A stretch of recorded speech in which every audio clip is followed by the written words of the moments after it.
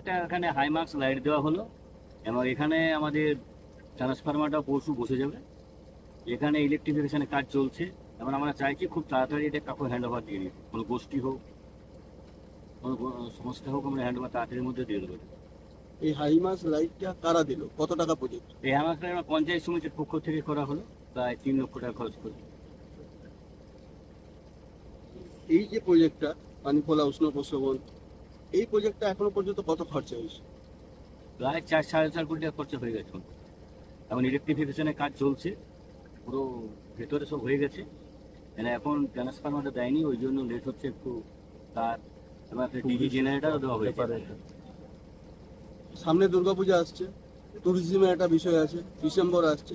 এই জায়গাটাকে সামনে রেখে, ট্যুরিজমকে সামনে রেখে কোনো কর্মসংস্থান বা আরো কি উন্নতি হবে? হ্যাঁ, এটা তো আমরা ডিএম সাহেবকেও বলেছি, এমএলএ সাহেবকেও বলেছি এবং ডিএম সাহেব সহযোগিতা করছে। এটা চাইছি, এটা আপনার ট্যুরিজম ম্যাপও চলে এসেছে, দেখবেন আপনারা আছে এটা পশ্চিমবঙ্গে। আমরা চাইছি যে এটাকে ভালো করে সাজিয়ে দিতে, যাতে পুজোর সময় বলুন, আমাদের যখন জানুয়ারি মাস আসছে পিকনিকের টাইম বলুন, এটা যাতে ভালো করে চলতে পারে।